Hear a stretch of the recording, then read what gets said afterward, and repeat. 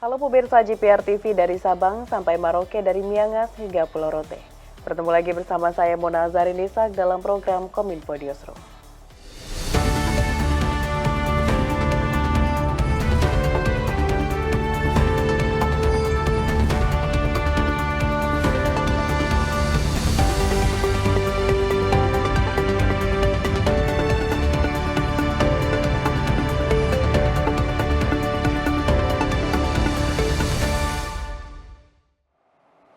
Pemirsa, kita ke informasi pertama. Pemerintah mencatat sebanyak 480 pemerintah daerah telah menerapkan elektronifikasi transaksi digital secara menyeluruh dalam sistemnya.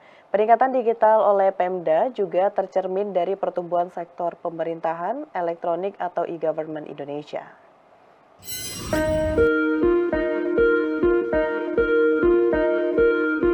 Sebagai salah satu upaya pemerintah dalam memanfaatkan tren ekonomi yang positif dan potensi ekonomi digital yang besar, telah ditetapkan Kepres nomor 3 tahun 2021 tentang Satuan Tugas Percepatan dan Perluasan Digitalisasi Daerah untuk mendorong penguatan perekonomian nasional dan daerah. Menteri Koordinator Bidang Perekonomian Erlangga Hartarto sekaligus sebagai Ketua Satgas P2DD mencatat bahwa sebanyak 480 pemerintah daerah atau sekitar 87,9% telah masuk kategori digital per semester 1 2024. Capaian itu melebihi target Satuan Tugas Percepatan dan Perluasan Digitalisasi Daerah tahun 2024 yang ditetapkan sebesar 85%.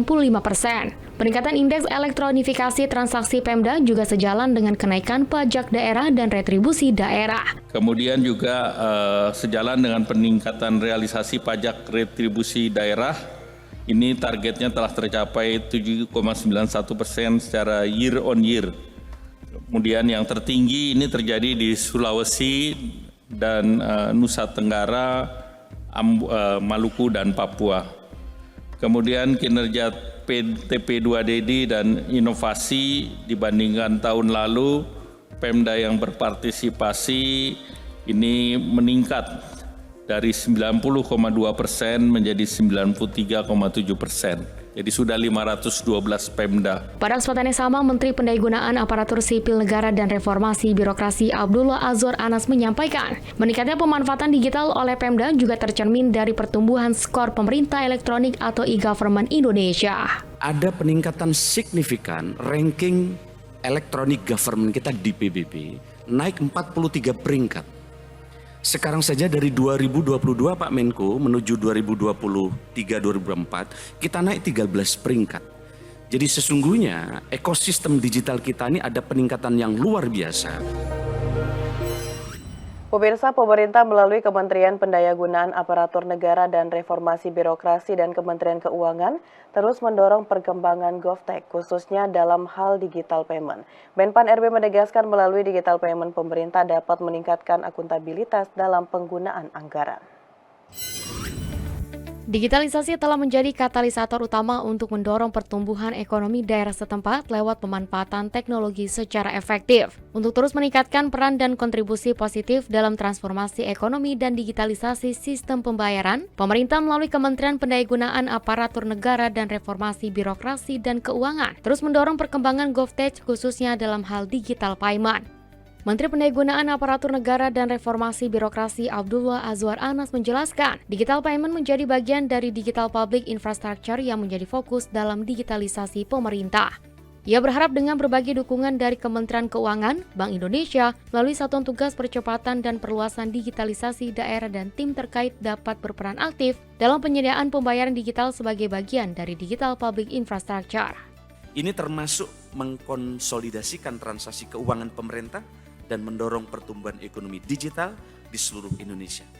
Langkah ini dapat diakselerasi, tadi Pak Gubernur BI menyampaikan kepada kami, ini bisa dilakukan dengan penerapan portal nasional di Inaku, karena bulan September ini kita meluncurkan Inaku, Inapas, yang di dalamnya ada layanan-layanan termasuk layanan digital payment yang bisa diintegrasikan dengan sistem yang ada di GovTech. Menteri Keuangan Republik Indonesia Sri Mulyani dalam sambutannya pada Rapat Koordinasi Nasional Percepatan dan Perluasan Digitalisasi Daerah tahun 2024, Senin 23 September 2024 menyebutkan Pemerintah akan melakukan peningkatan pengawasan pertumbuhan bisnis baru di daerah. Hal tersebut dilakukan dalam rangka mendukung pembangunan sistem informasi pengelolaan keuangan daerah yang merata dan terintegrasi.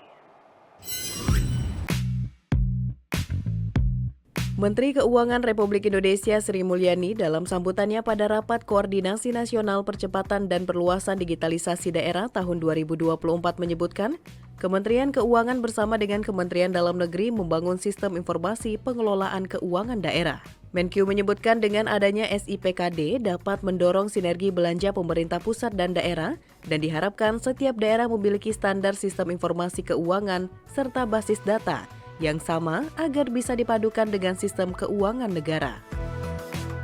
Dalam Rakornas dengan tema digitalisasi transaksi Pemda untuk percepatan pertumbuhan ekonomi daerah tersebut, Sri Mulyani menekankan pemerintah akan terus melakukan peningkatan upaya pelindungan konsumen dan pelindungan data dengan cara mengawasi pertumbuhan bisnis baru di daerah dalam sektor keuangan.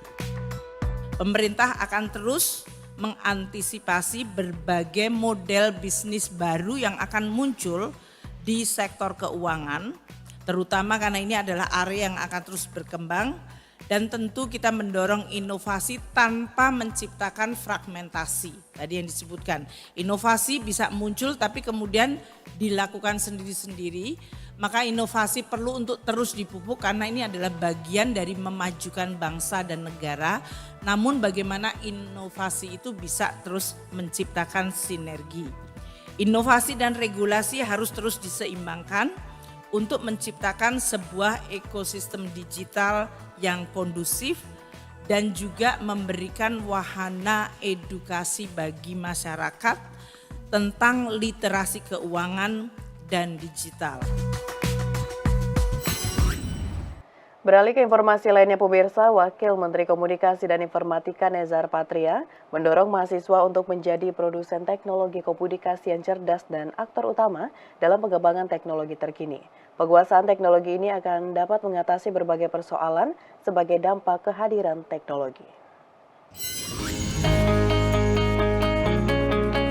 Kementerian Komunikasi dan Informatika terus mendorong mahasiswa untuk tidak hanya menjadi pengguna teknologi komunikasi, melainkan juga menjadi produsen dengan menguasai teknologi yang terus berkembang di era digital. Hal itu disampaikan Wakil Menteri Komunikasi dan Informatika Nezar Patria saat memberikan kuliah umum bertajuk Tantangan dan Peluang Komunikasi di Era Digital di Studio 5 Indosiar, Jakarta. Penguasaan teknologi khususnya teknologi digital dan kecerdasan buatan atau artificial intelligence akan dapat mengatasi berbagai persoalan sebagai dampak kehadiran teknologi. Oleh karena itu, mahasiswa harus belajar teknologi seperti AI, data science, Internet of Things, dan keamanan cyber. Nezar menekankan ke depan, tantangan yang dihadapi generasi muda lebih kompleks, mengingat dengan lahirnya teknologi baru akan muncul pekerjaan baru yang membutuhkan kecakapan tertentu. Guna menghadapi berbagai tantangan itu, mahasiswa harus bisa mengembangkan pemikiran yang terbuka, kreatif, dan adaptif terhadap perubahan yang mungkin terjadi. Nah, saya ingin katakan